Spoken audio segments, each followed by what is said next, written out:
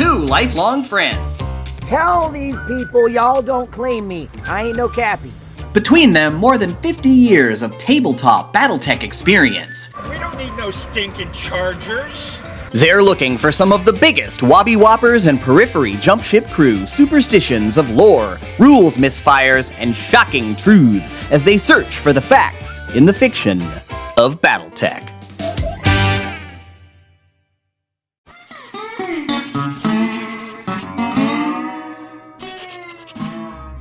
What's up, Battletech fans? Here we are with yet another edition of Finding the Facts in the Fiction. But Jeff, we're knocking on the door of 10 whole episodes. We're at episode number 9. I love these shows. These ones are coming all the way from sunny Southern California. That's right, the all-Hollywood edition of Finding the Facts in the Fiction. And these arguments, Jeff, I gotta tell you now, caused some big blow-ups at the tabletop. And I had to step in and solve the problem by quoting chapter and verse. So our first myth today involves jumping, and it goes like this. When executing a jump, does a mech always achieve at least 3 levels of height? It does for a DFA, so why not? Alright, that's a fair point. That's something I hadn't considered. I'm gonna give you brownie points on that one. Unfortunately, you're still wrong, and I'll have to go to Total Warfare, page 53. Let's have a look. Alright, here we are on page 53 of Total Warfare under Jumping. Now the paragraph that you're going to want to pay attention to is right here. A unit can jump over and into any hex, regardless of terrain type. If this path crosses a level higher than the sum of the unit's jumping movement points plus the level of the hex in which the jump started, then the unit cannot make the jump. So what that means is if our old buddy Carl Urban here wants to make a jump, and that jump is more than the sum total of its jump movement plus the hex that it started on, so if it starts on the ground, that means it can't jump over anything higher than a level 2, correct? Correct. So that means we can officially say, busted. Because if that thing could achieve 3 levels of height no matter what it did, then at the very least it should be able to jump over a level 3 terrain feature, but it can't. Howsoever, that is not the most ridiculous that jump movement gets when you turn back the hands of time just a little bit, and we're going to take it all the way back to Battle Droids, as is our wont, as is our pleasure here on this show. And you know how it works, it's got the old Marvel Comics gimmick going on, you flip it over. We're going to look under jump movement in this bad boy. Here we are on page number 3 of the Battle Droids rulebook under Playing the Game, and you'll notice here that this is just the basic game. Howsoever, you'll look under Jumping here. Not all Battle Droids can jump. Those that can, such as the Wasp, the Stinger, and the Phoenix Hawk in this game, can move into any hex touching the hex they are in. The terrain type in the hex does not matter, nor does the droid's original facing. The droid will land facing whatever direction the player chooses. So any hex, that doesn't matter if it's level 20, level 10, it didn't say anything about levels there. Can you imagine that? You're just in your Phoenix Hawk, you're like, hold on guys,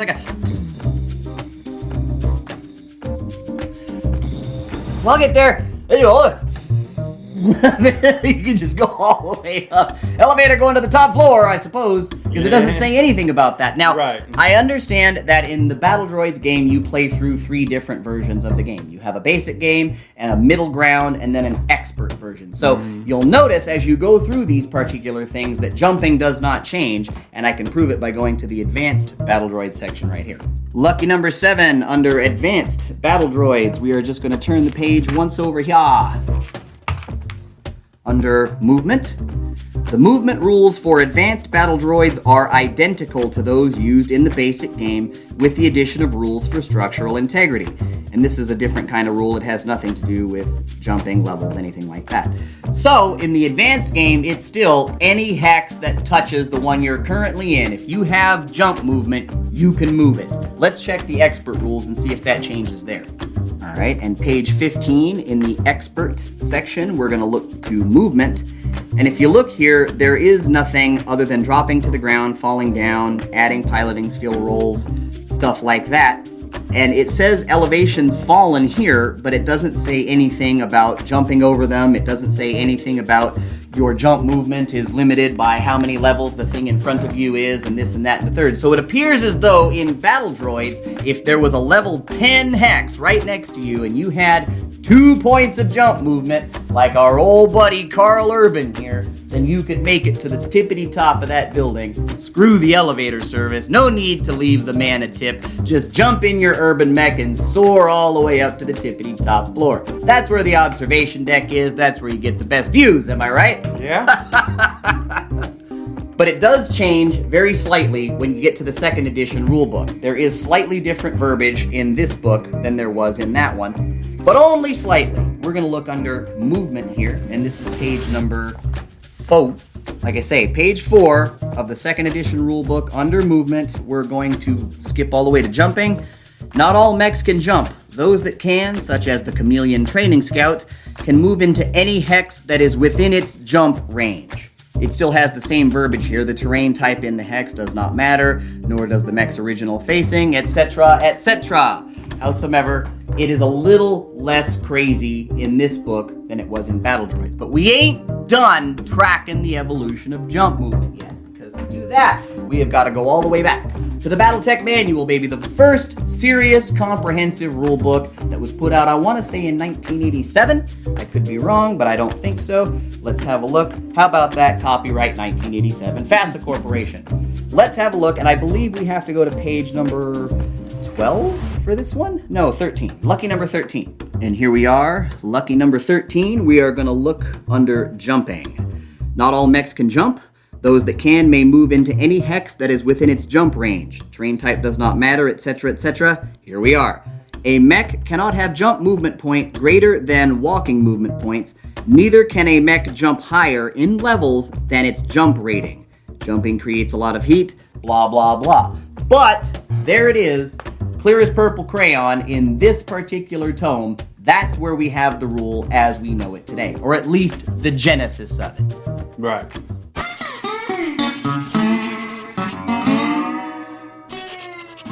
All right, Jeff, our next myth today involves physical attacks. Now, you know, just as well as I do, that we've had tons of physical attack myths darken our doorstep over the years here on this show. I mean, DFAs, charges, punches, kicks. If it's been done, we've probably covered it. Moreover, we have probably done it. So I dare say at this point that makes us experts in the field. Do you concur? Yep. All right, so that means then that you may be able to answer this next question with some modicum of certainty. Let's test your knowledge. Did the death from above attack ever get codified as dealing kick damage?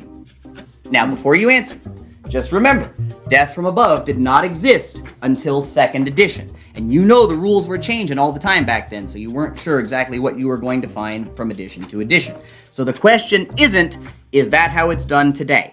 The question is, was it ever done that way? Did death from above ever deal kick damage? Well, I really don't know for sure. All right, that's fair. I'm not going to blame you for not wanting to step into the line of fire on that one, because like I said, everything was changing so much back then. But we have covered this on a video here on the channel, The Evolution of Physical Attacks and Partial Cover, which I'll put up here on the screen for you, but we're going to cover it again because it bears repeating. In the second edition of Battletech, death from above attacks were codified as charging attacks, believe it or not, because they considered the leaping of your mech and the sailing toward your target and the crashing into of said target to be a charge from the air. So here we are on page 32 in the Death from Above section of the second edition book. Battle mechs can charge while jumping, a physical attack that is very damaging to both mechs. In effect, the charging mech crashes into the target mech from 3 elevation levels above, using its feet and weight to inflict damage to the target's upper torso, arms, and head. Okay, so we know that the death from above attack back in the day when it was first created was a charging attack. However, there is an interesting line here in the Battletech manual that I want you to read, and I want you to give me your opinion on this, because we're going to go into the combat section this time. This is page number 27. All right, here we are on page 27, looking at the death from above rules. Still has the charge denotation there, but we are looking at damage to target. That's the biggie, and we're going to check out this second paragraph here. This damage is given as though it were a series of 5-point punches. Split the total damage into as many 5-point groups as possible, etc., etc. So, this was not exactly codified as punch damage, but it was saying as if it were punch damage. So, that's not quite the same as, but what do you think? It's a difference, but yeah, I can see where they're trying to go with that. And therefore, I have to call this one busted.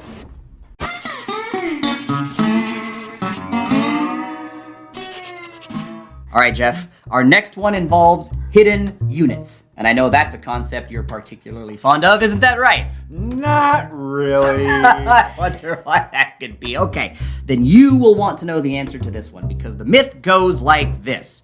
When you are dealing with hidden units, does a clear line of sight at any time guarantee that you will reveal that hidden unit instantly? I'm going to say no, but I can't explain why the answer is no. Okay, I will give you this. That is busted. You cannot see a hidden unit based solely on line of sight alone. There is, however, an exception to this, and we're going to have to dig into Total Warfare for that answer. So here I am, page 259 of Total Warfare, and we are looking under hidden units. Now, the line you're looking for specifically is additionally. A unit that ends its move next to a hex containing a hidden unit reveals that hidden unit. So, if you are adjacent to that unit, a clear line of sight will reveal it for you. Howsoever, if you're just running past it, if you end your movement anywhere other than being adjacent to it, a clear line of sight will not reveal that unit. Now here's where things get kind of funky. Does there exist a set of circumstances in which you can be fired upon from your side arc and still have that shot strike your rear torso? Not as far as I know. Okay, you aren't exactly wrong. You're technically correct. The best kind of correct. When I heard this one, I didn't have my optional rule books with me. I only had Total Warfare out in the field. I typically don't bring those optional handbooks with me. So I kind of lamented not having it, but I said as soon as I get home, I guarantee you I'm going to look it up, because in Total Warfare, you're 100% right. You're not going to get hit on the rear unless you're being fired on from the rear. But if you take tactical operations and you look on page 75, you are going to be looking for the advanced mech hit location table. So it says here, players can use the advanced mech hit location table to more accurately reflect side hit locations against biped mechs. Namely, that side hits have a chance at hitting a rear location. Players should note that the weakest part of any mech armor is the rear, and use of this advanced hit location table will significantly increase the number of rear hits that may occur. Let's have a look at this table here. Now, do you see how the 9 slot on the left and right side show center torso rear, the 8 slot on the left side show center torso rear? So you're having rear shots here when you're coming in from the side. Now, you are right. Under the Total Warfare rule set, that's not going to happen. But with TAC Ops, that's something you can do. How do you feel about that rule? I think I'd like to try it. Really? I didn't expect him to say that. That wasn't what I thought was going to come out of your mouth. You really want to try the advanced mech hit location table? I have never done it before. Why not? But I'm not entirely sure what that means insofar as do we confirm or deny the myth. Is it busted or is it true? Which one is it? Because you can't do it under the Total Warfare rule system. So that means in a tournament, that's not going to be happening. Right. So I'd say busted. It's an optional thing. You play at it with at your own risk. All right. So we've got one more for you before we get to the big gust up. So this is the semi-main event, and it goes like this. While firing when prone, as in you've been legged, you've fallen over for whatever reason, and it's time to prop yourself up and fire, do you need 2 functioning arms to pull this maneuver? Or can you do the old Jack Palance 1-arm push-up and take your crosshairs to the enemy? You need both arms. Oh, he got it! This one's confirmed, kids. That's right. You do, in fact, need 2 functional arms to prop up and fire, but only under Total Warfare. Again, we go to the Tactical Operations Handbook, and you will find there, under page 83, under Firing When Down. Under standard rules, a prone mech may only fire if neither of its arms has been destroyed. Advanced rules allow for a prone mech with one arm destroyed to prop itself up on its intact arm and fire any non-limb mounted weapons. Apply an additional +1 modifier beyond the standard prone modifier to all shots made while prone to reflect the damaged mech's reduced stability. Any actuator damage modifiers are also added. And the big thing about that particular rule is I know that while we've been playing classic Battletech in the past, somebody has used it, although inadvertently. Well, oh yeah, you can still prop up on your one good arm, can't you? That seems to make sense. So it's always good to know that even though we kind of house rule it at the time, that the actual rules, in an optional setting anyhow, support what we're doing. Do we continue to call this one confirmed with an asterisk? How do we label this one? Confirmed with asterisk. Confirmed with an asterisk. All right.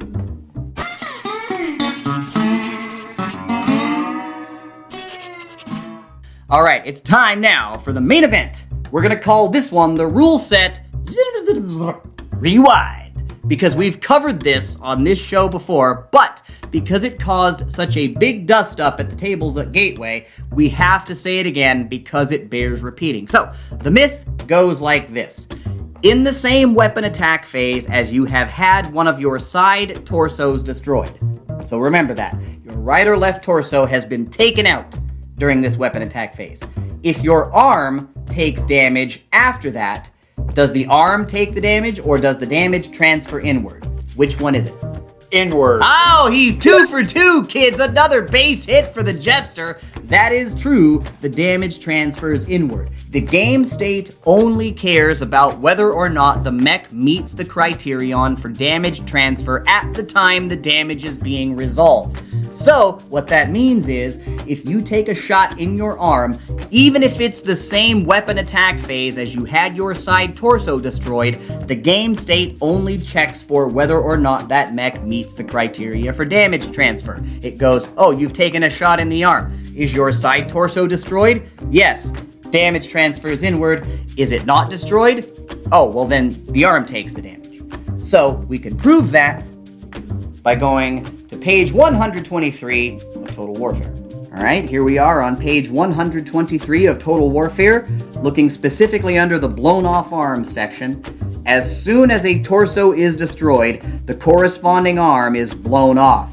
This means additional damage in the same phase that would normally have struck the arm is automatically transferred to the appropriate torso, which is destroyed. So the damage ultimately transfers to the center torso.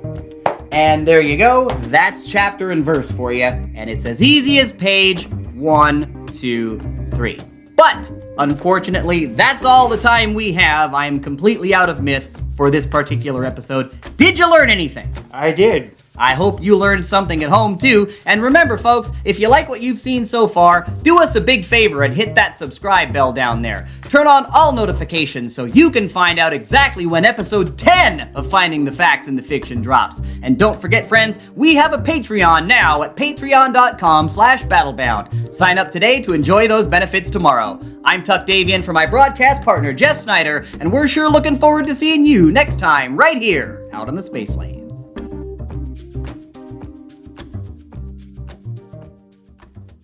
Be sure to smash our like button and subscribe to our channel. Crowdfunding is when lots of people give you small amounts of money to help your passion project come to life.